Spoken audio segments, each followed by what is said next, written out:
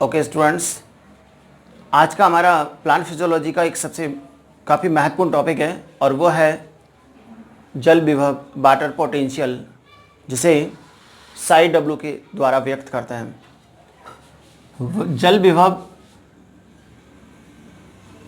Greek भाषा का ही Greek शब्द ये दिया था स्टिलियर व टॉयलर ने। जल विभव शब्द किसने दिया था?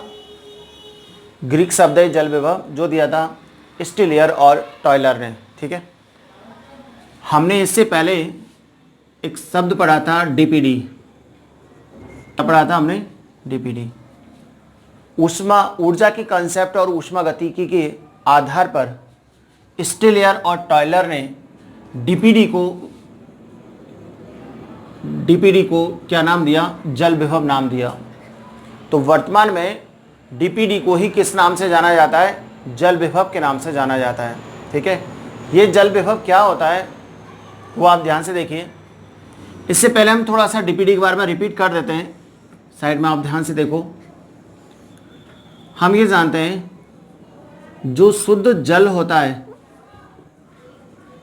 शुद्ध जल या फिर अपन बोले विलायक, विलायक का डीपी कितना बताया था हमने? मैक्सिमम। विलायक का डीपी क्या होता है? मैक्सिमम होता है, सबसे ज़्यादा होता है, फैलने की दर सबसे ज़्यादा होती है।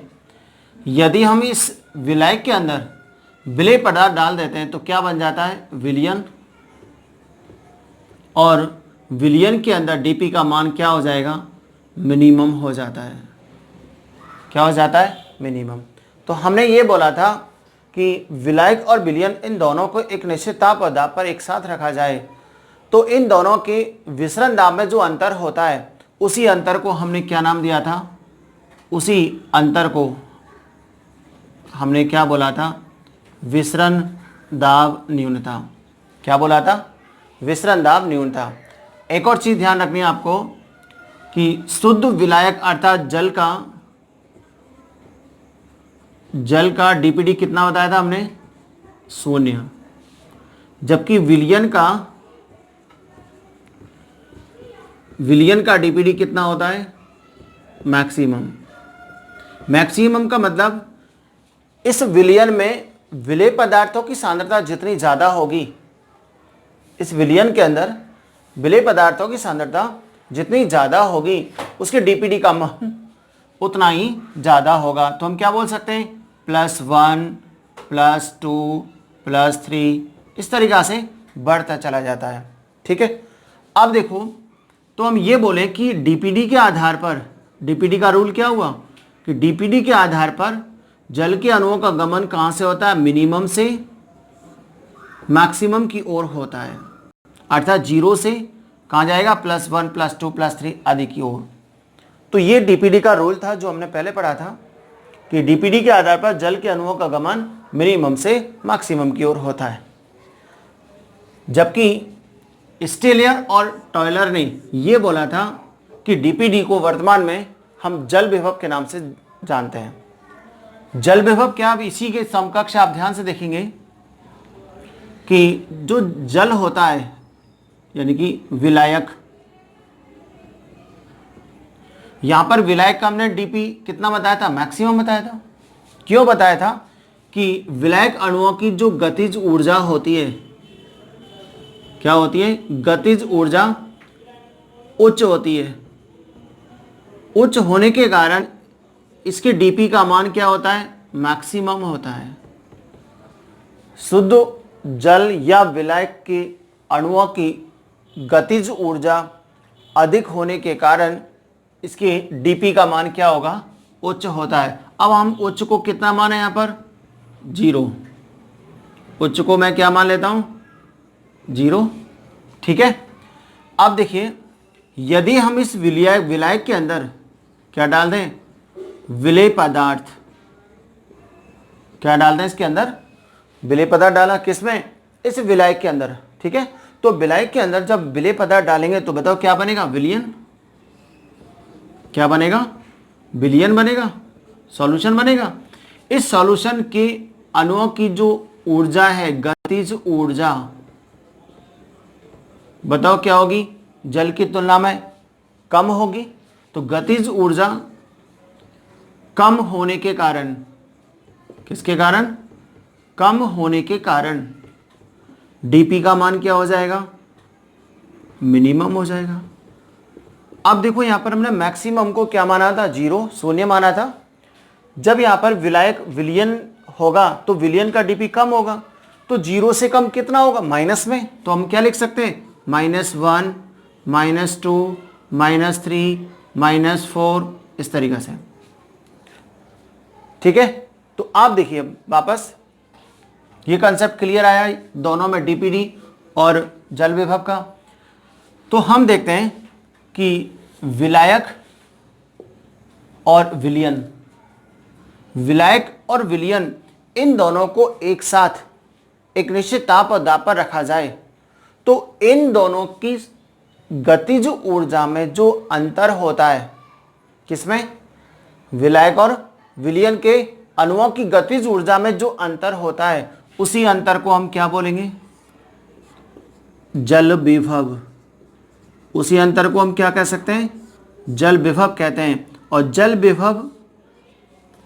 जल विभव को ग्रीक शब्द साई के द्वारा प्रदर्शित किया जाता है।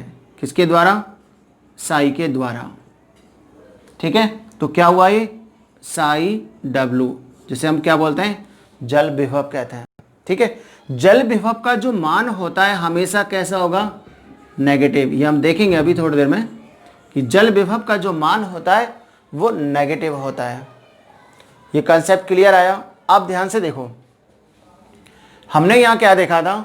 डीपीडी के आधार पर, डीपीडी का रूल क्या था कि जल के अणुओं का गमन मिनिमम से मैक्सिमम की ओर होता है, अर्थात 0 से किस तरफ जाएगा? +1, +2, +3 की ओर। ठीक है, यहां हम देखें तो क्या आएगा कि जल विभव के आधार पर, किसके आधार पर? जल विभव के आधार पर जल के अणुओं का गमन कहां से होगा? कहां से होगा? उच्च से कहां जाएगा जल के अणुओं का गमन? निम्न की ओर, मिनिमम की ओर। उच्च कौन है यहां पर? 0, हमने 0 को माना था उच्च। और कहां जाएगा ये? इससे कम क्या होगा? -1, -2, -3, इस तरीके से जाएगा। तो हम ये कह सकते हैं कि डीपीडी और जल विभव दोनों एक जैसे होते हैं। डीपीडी और जल विभव दोनों एक जैसे होते हैं, बस अंतर क्या है? तो हम यहां लिख सकते हैं कि डीपीडी बराबर क्या होता है? जल विभव, लेकिन माइनस क्या होता है यहां पर? ये कोई नेगेटिव चार्ज नहीं है, बल्कि ये विपरीत दिशा है। आप देख सकते हैं ये 0 से प्लस की ओर जा रहा है और ये 0 से माइनस की ओर जा रहा है। बात समझ में आ गई? तो इसलिए क्या बोला कि डीपीडी क्या होता है? जल विभव के समान ही होता है, लेकिन विपरीत दिशा में होता है। ये आपको समझ में आया? अब देखिए, हमने यहां पर बोला था कि जल विभव को किसके द्वारा प्रदर्शित करते हैं? साई के द्वारा। ठीक है, इसका जो मापन इकाई है, इसका मापन किस में किया जाएगा? जल विभव का, इसमें करते हैं बार या पास्कल। किस में करते हैं इसको? बार या पास्कल में करते हैं। किसको? साई को। तो साई को क्या दिया हमने? साई जल विभव को क्या दिया? साई वर्ड। और साई का मापन किस में करते हैं? बार या पास्कल में करते हैं। ये चीज समझ में आ गई? एक बार और रिपीट करता हूं मैं आपको, ध्यान से देखो कि शुद्ध जल अर्थात विलायक के अणुओं की गतिज ऊर्जा अधिक होती है, इस कारण इसके डीपी का मान भी अधिक होता है। ठीक है, इस डीपी को उच्च माना और उच्च को मैंने क्या मान लिखा है यहाँ पर? 0। ठीक है, अब देखिए, जब इस विलायक के अंदर विलेय पदार्थ डाले तो क्या बन गया? विलयन। विलयन में अणुओं की गतिज ऊर्जा क्या हो जाएगी? कम, अर्थात फैलने की दर क्या होगी? कम। तो गतिज ऊर्जा कम होने के कारण इसका डीपी क्या हो जाएगा? कम, मिनिमम हो जाएगा ना। तो हम ये देख सकते हैं कि जब विलायक और विलयन दोनों को एक निश्चित ताप और दाब पर रखा जाता है तो इसके अणुओं की गतिज ऊर्जा में जो भिन्नता होती है, जो अंतर होता है, उस अंतर को हम क्या बोलेंगे? जल विभव बोलेंगे। ठीक है, जल विभव में के आधार पर जल के अणुओं का गमन कहाँ होता है? उच्च से निम्न की ओर। उच्च क्या था? 0, निम्न क्या था? माइनस। तो हम क्या बोलेंगे? इसका रूल क्या हुआ कि जल के अणुओं का गमन 0 से -1, -2, -3। ये -2, -3 क्या है? जितना ज़्यादा किसी विलयन में विलेय पदार्थ होंगे उसका विसरण दाब उतना ही कम होता जाएगा, उसके जल के अणुओं की गतिज ऊर्जा उतनी ही कम होती जाएगी। समझ में आया? अब हमने बोला था कि जल विभव को कैसे प्रदर्शित करते हैं? साई के द्वारा व्यक्त करते हैं। ठीक है, साई का मापन यूनिट क्या है? बार या पास्कल होता है। ठीक है, जल विभव हमेशा क्या होता है? नेगेटिव होता है। क्या होगा? नेगेटिव। क्यों?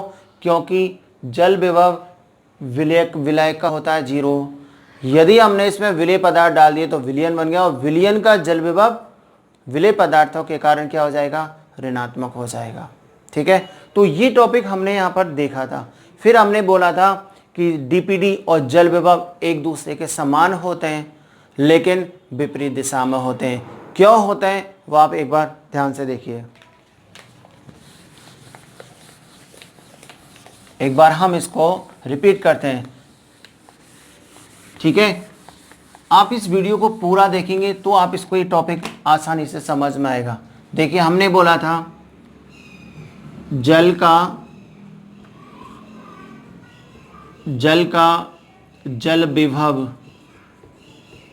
कितना होता है?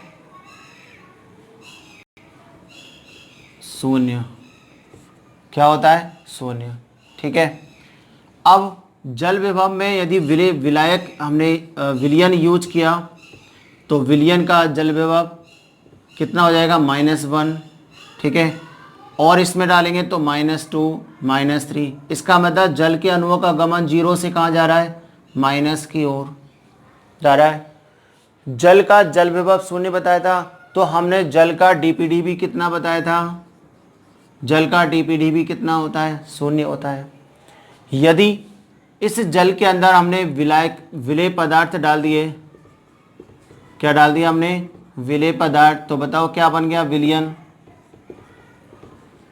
और विलयन का जो डीपीडी होता है वो +1, +2, +3। जैसे जैसे विलेय पदार्थ डालेंगे उस विलयन का डीपीडी भी बढ़ता चला जाएगा, अर्थात विसरण दाब न्यूनता बढ़ती चली जाएगी। तो डीपीडी के आधार पर जल के अणुओं का गमन 0 से प्लस की ओर होता है। तो देखो, जल विभव के आधार पर 0 से माइनस की ओर और डीपीडी के आधार पर 0 से प्लस की ओर हो रहा है। तो हम क्या बोल सकते हैं कि डीपीडी और जल विभव एक दूसरे के समान होते हैं लेकिन विपरीत दिशा में। ये आपको समझ में आया? ठीक है, अब इसको आगे हम बढ़ते हैं। हमने जब डीपीडी पढ़ा था उस डीपीडी में देखा कि डीपीडी, ओपी और टीपी इन तीनों में क्या संबंध था। डीपीडी, ओपी और टीपी के अंदर क्या रिलेशन है। तो इसका हमने सीधा सीधा क्या बताया था कि डीपीडी बराबर क्या होता है? ओपी माइनस टीपी होता है। यह हमने बोला था। यहाँ पर ओपी क्या होता है? हमेशा क्या होगा? नेगेटिव होता है। ओपी क्या होता है? हमेशा ओपी पॉजिटिव होता है। टीपी यहाँ पर क्या होता है? नेगेटिव होता है। ये हमने बात की थी। ठीक है, इसी को हम चेंज करते हैं अब हम, क्योंकि जब हमने डीपीडी को चेंज किया जल विभव में तो ये सारे जो वर्ड्स हैं वो भी चेंज होंगे। तो जल विभव के आधार पर हम ओपी के स्थान पर हम क्या शब्द यूज करेंगे? साई एस, मतलब सॉल्यूट पोटेंशियल। क्या शब्द यूज किया? Solute potential. यहां पर जो साई एस होता है, ये साई एस हमेशा नेगेटिव होगा। क्या होगा? नेगेटिव होगा। क्यों होगा वो हम देखेंगे अभी। तो देखिए ध्यान से कि जब कोई सेल है, ये सेल है, इस सेल के अंदर विलेय पदार्थ उपस्थित होते हैं। क्या होता है? विलेय पदार्थ उपस्थित हैं। तो बताओ क्या बन गया? इस सेल के अंदर विलयन बन जाता है। क्या बन जाता है? विलयन। और विलयन में इस विलेय पदार्थ की उपस्थिति के कारण, विलयन में इस विलेय पदार्थ की उपस्थिति के कारण अणुओं की गतिज ऊर्जा क्या हो जाएगी? कम हो जाती है। क्या हो जाती है? कम हो जाती है। और जब 0 से कम होगी तो वो क्या हो जाएगा? नेगेटिव हो जाएगा। क्या हो जाता है? नेगेटिव हो जाता है। ठीक है। तो दूसरा आता है एक टीपी। टीपी के स्थान पर हम कौन सा वर्ड यूज करेंगे? साई पी। साई पी का मतलब होता है प्रेशर पोटेंशियल।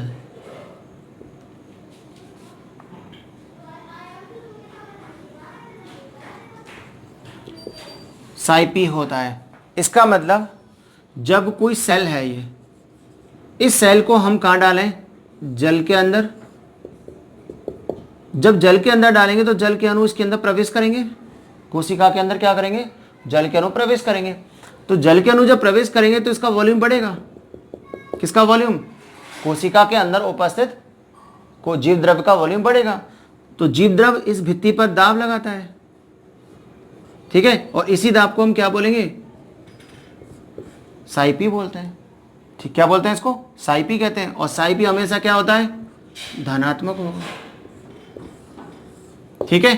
तो अब आप देखो कि डीपीडी बराबर हमने लिया था ओपी माइनस टीपी। डीपीडी बराबर क्या लिया हमने? ओपी माइनस टीपी शब्द लिया था। ठीक है। अब इन तीनों के रिलेशन को हमने क्या लिखा यहां पर? डीपीडी बराबर ओपी माइनस टीपी। तो इसके स्थान पर हम यहां क्या लिख सकते हैं? क्या लिख सकते हैं? साई डब्ल्यू बराबर Sai S plus psi P. ये शब्द हमने यहां पर यूज किया। क्या लिखा? जल विभव बराबर Sai S plus psi P. ठीक है। जब हमने डीपीडी पढ़ा था तो हमने वहां भी देखा कि 3 अलग अलग अवस्थाओं में डीपीडी का मान क्या था? पूर्ण स्फीति अवस्था में, स्लथ अवस्था में। तो ऐसे हम यहां पर देखेंगे कि जल विभव का मान कितना होगा। तो देखिए आप सबसे पहले देखते हैं पूर्ण स्फीति अवस्था में। पूर्ण स्फीति अवस्था में यानी कोशिका पूर्ण रूप से क्या है? फूली हुई है। तो आप देखिए हमने इस कोशिका को, ये कोशिका है जिसके अंदर विलयन भरा हुआ है, इस विलयन वाली कोशिका को हमने जल से भरे बीकर में डाल दिया। ये क्या है? जल। और इसमें क्या भरा हुआ? विलयन। क्या भरा हुआ है? विलयन भरा हुआ है। तो क्या होगा? अंतःपरासरण। जल के अणु इसमें प्रवेश करेंगे। जल के अणु इसके अंदर प्रवेश करते हैं। तो जब प्रवेश करेंगे, जल के अणु जब प्रवेश करेंगे तो क्या होगा? इसमें टीपी का मान लगेगा। टीपी का मतलब हमने क्या वर्ड लिया था? साई पी। साई पी इसमें बढ़ेगा। साई पी बढ़ेगा नहीं बढ़ेगा? लेकिन साई पी जैसे जैसे बढ़ता है, यहां लिख सकते हैं अपन साई पी बढ़ेगा,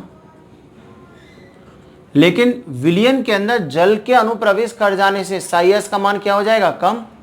तो यहां पर क्या लिखा है? साई एस का मान क्या होगा? कम होगा। एक समय ऐसा आता है, साई पी तो क्या हो रहा है? बढ़ रहा है। साई एस क्या होगा? कम होगा।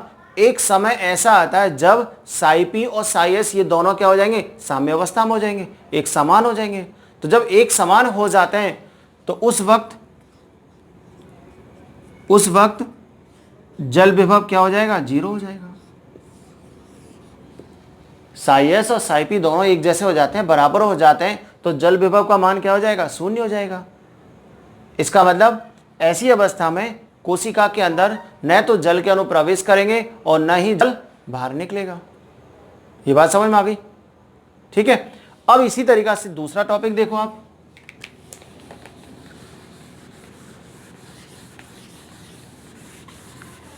हम चाहे तो इसका एक न्यूमेरिकल टाइप का क्वेश्चंस भी बन सकता है। कैसे बनेगा वो ध्यान से देखो। हमारे पास है एक सेल ए, इस सेल में साई एस का मान दिया हुआ है -15 बार। ध्यान से समझो उसको। कोशिका ए जिसमें साई एस का मान दिया हुआ -15 बार।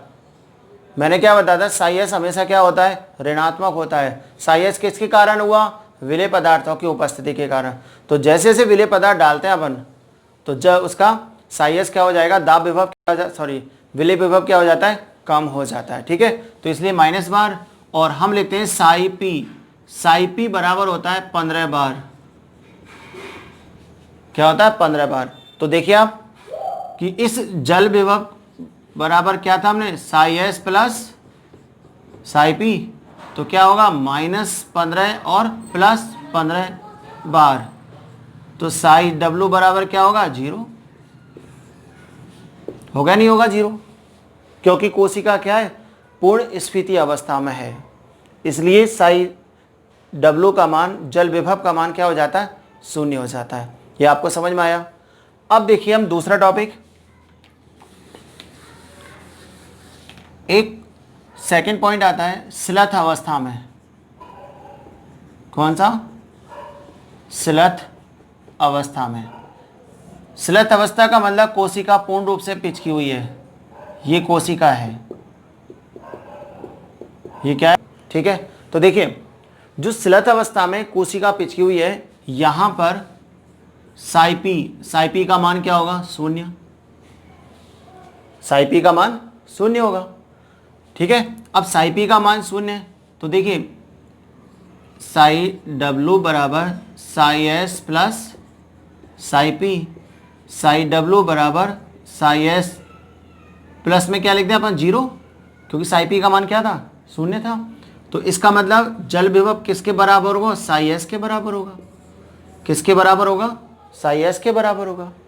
जितना साई एस होगा उतना ही जल विभव होगा। साई एस क्या होता है, हमेशा नेगेटिव होता है। तो जब साई एस नेगेटिव हो जाएगा तो जल विभव भी क्या हो जाएगा, नेगेटिव हो जाएगा। ये बात क्लियर। अब देखिए इसका मतलब जल के अणु जितना ज्यादा साई एस बढ़ता चला जाएगा, उस हिसाब से जल के अणु, जल विभव भी बढ़ेगा, तो जल के अणु कोशिका में प्रवेश करने लगते हैं। एग्जाम्पल देखिए, एक कोशिका ए सेल का साई पी होता है 0। ए सेल का साई पी कितना है, 0, जबकि इसका साई एस का मान है -15 बार। क्या है, -15 बार है। तो बताओ उस कोशिका पर क्या प्रभाव पड़ेगा। तो देखो साई डब्लू बराबर -15 + 0 बार। ठीक, तो साई डब्लू का मान कितना होगा, -15 बार। आया नहीं आया ये।